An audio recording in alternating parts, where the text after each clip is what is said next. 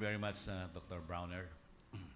Kabating ko po ang ating napakagaling na and very dynamic Secretary of Science and Technology, si Secretary Montejo, at ang sinundan din niya ang dynamic scholarly Secretary, si Secretary Padolina, at ang ating mga kasamahan dito si Professor Dairit. Fellow students, ang totoo, medyo pagod pa ako eh. Galing ako sa Mandarin.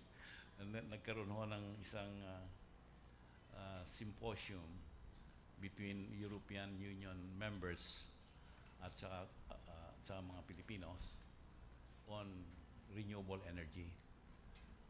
I also put together that measure, and it was a very good symposium. In fact, I left in the middle of a press conference to be able to join you. This is an exciting period for us, I think, in the Philippines, because we have nowhere else to go but up, di ba? Yung lahat ng competitiveness leagues na nabasa ko, whether it's global competitiveness, innovation index, even tourism index, medyo nahuhuli tayo eh. Ang medyo we are holding our own because we are at the middle is our education index.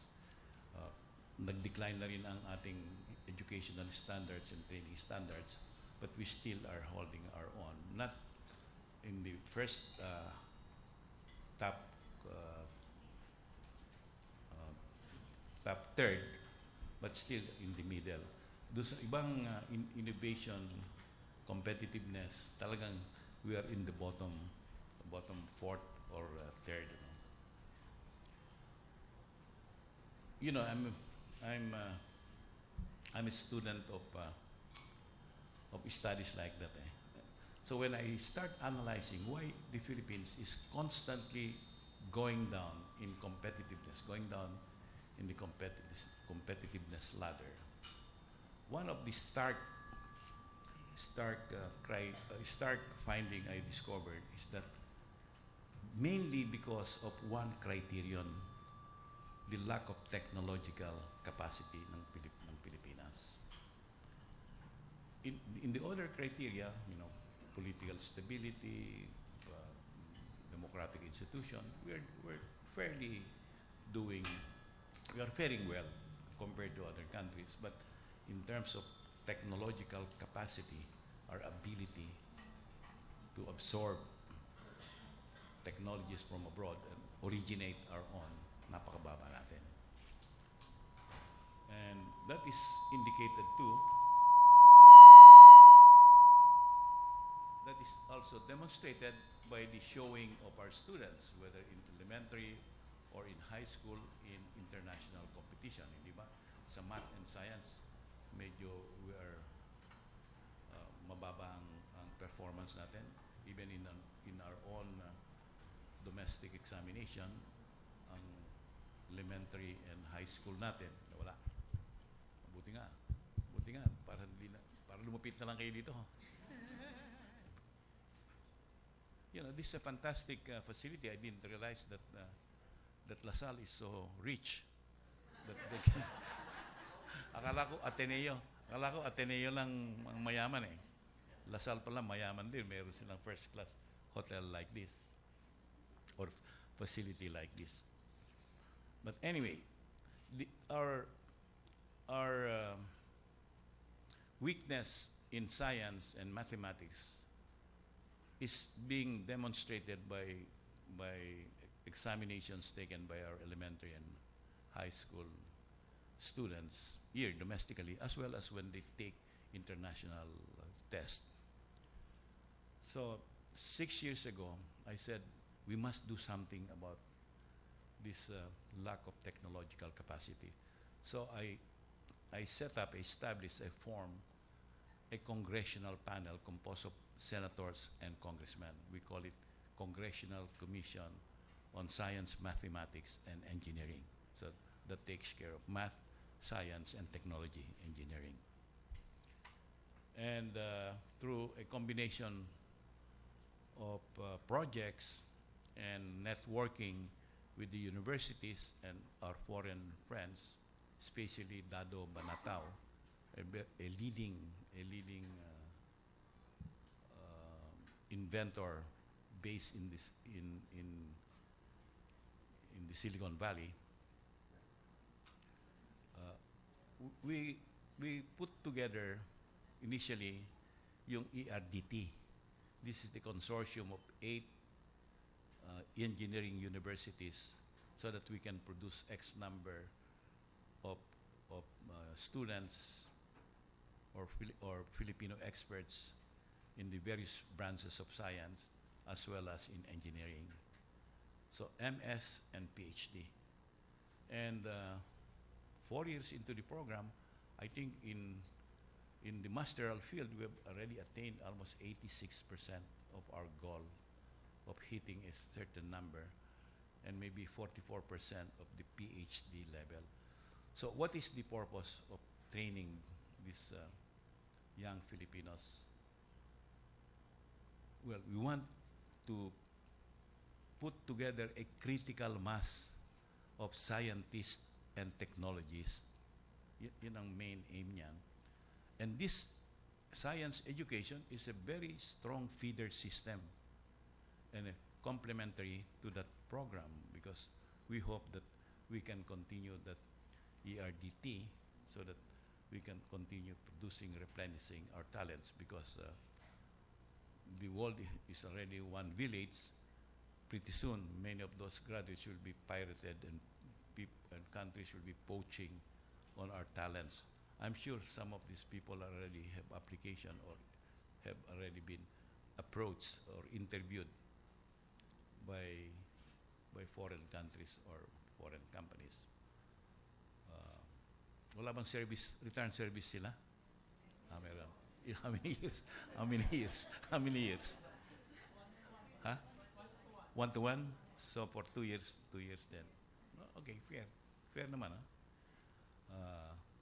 So, and then, as a compliment, every time I go to Taiwan, Japan, and Korea, I always meet with our Filipino scholars in those fields. So, for instance, in Taiwan, I was fortunate to talk to the president himself, President Ma, and I asked that we form a exchange program with the OST and their Commission on Science and Technology. So we have that kind of exchange with Taiwan.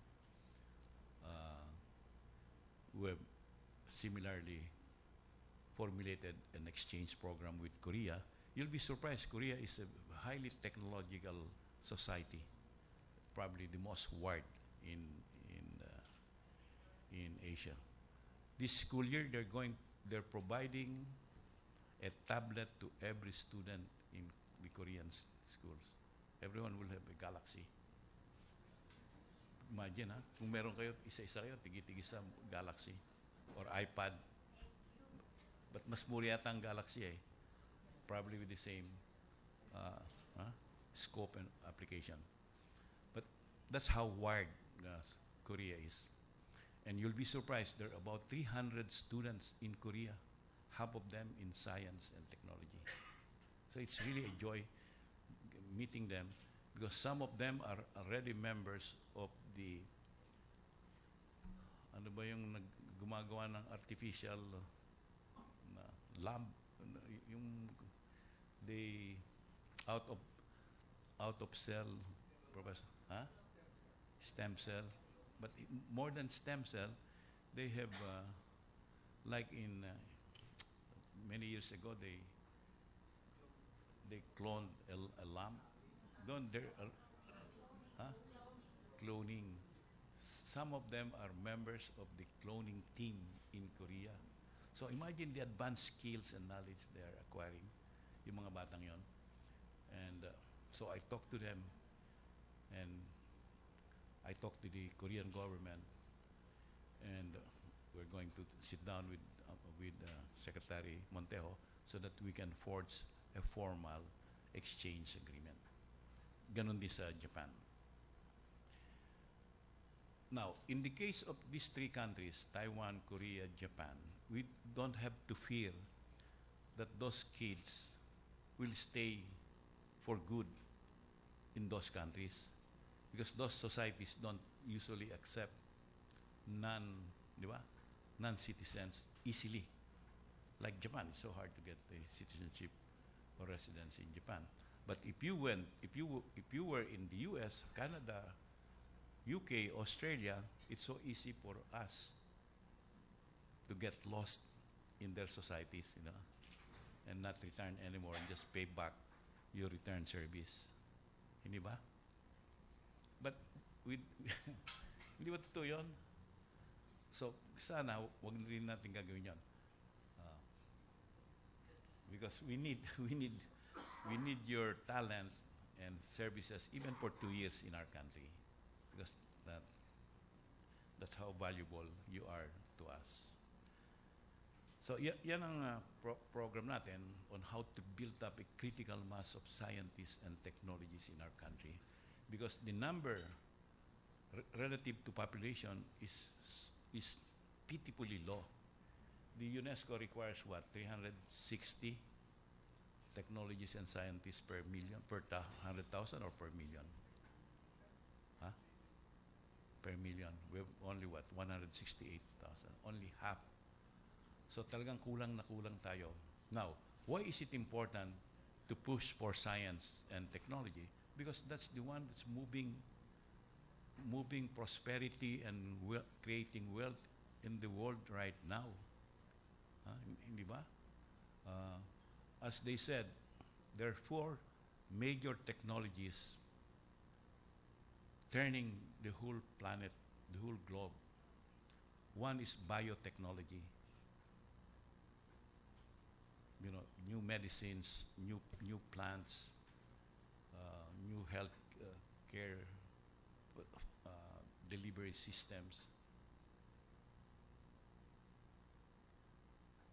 are brought about. New products are brought about because of technology. The second, which is allied to biotechnology, is nanotechnology. Nanotechnology, the science of the small scale, have applications in many fields, including food, including energy, including medicine, so many. Hindi ba, Professor Dr. Dairit? Nanotechnology. Then, neurotechnology, the study of the brain science. Nowadays, through stem cell, they can replace dead brain cells with new ones. Look at the potential of that technology. That means we can live to 2,000 years, or 200 years, or 100 years, like the biblical times. Yeah? Because if you can replace dead brain cells with new ones through stem cell, parang brand new ka na naman, di ba? But through stem cell nga, through neurotechnology, we are able to arrest dementia or Alzheimer. We are able to arrest diabetes and many other lifestyle diseases. So that's the magic of technology, you know. And then finally, information and communication. We are all communicating through the internet, yeah? And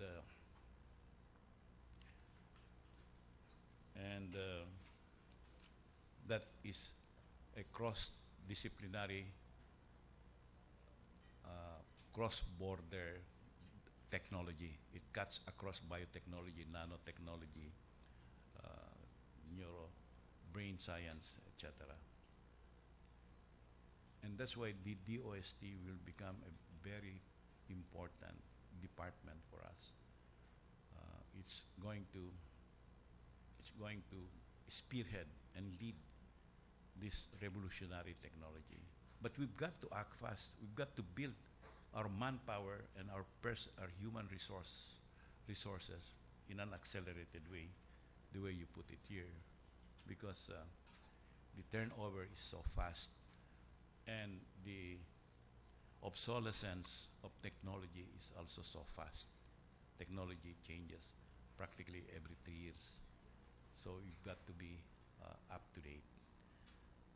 So I congratulate our DOST for speeding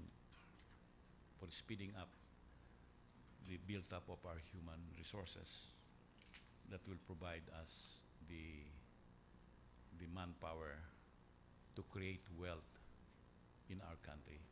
I can see no other way of creating wealth in this country except through science and technology.